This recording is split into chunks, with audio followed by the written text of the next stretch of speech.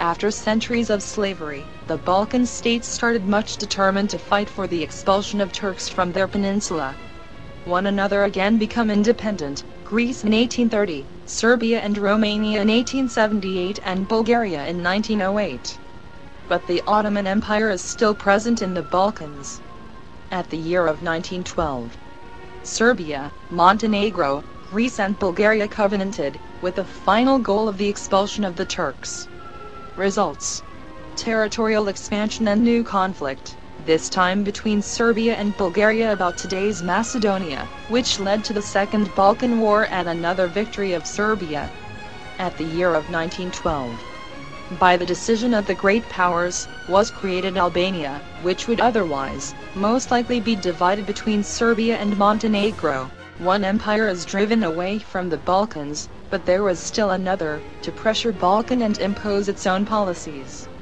But nobody did not want to push out Danube monarchy from Balkan, which consisted of 50 million people, and was the military political covenant with Germany and Italy. No matter seems that Great War could not be avoided, because of desire of Germany, to reinvestigate colonial issues with France and England, which were in military association with the Russian Empire, forming an entente of powers, as opposition to Central Powers. But how to start war? Of course, let's look at the Balkans, and we'll see that in that small area can be found many reasons for starting one so cruel story. That story was started on the Austro-Hungary-Serbia relation. If you look at the recent history of the two states, you'll come to the conclusion that the First World War could happen in the past. For example, at the year of 1908, when Austro-Hungarian by force, and contrary to all the statutes of international law, mediatized Bosnia and Herzegovina, and brought Europe to the edge of war.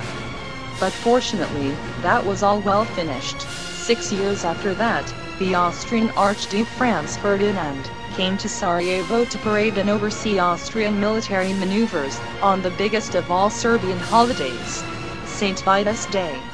But unfortunately, an inglorious welcome has been arranged from young Bosnian patriots, which understood his attendance as act of provocation, directed against occupied population of Bosnia, which was yearning for freedom. These young people have called their organization Young Bosnia. They planned and conducted the murder of the Austrian Archduke, trying to demonstrate their desire for freedom, and saying that they won't give up their fight for it. Here is a good reason to start the war.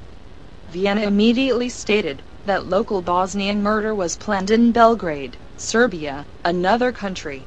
The great powers have never missed their chance to blame Serbia for all possible scandals that were happening anywhere in the region.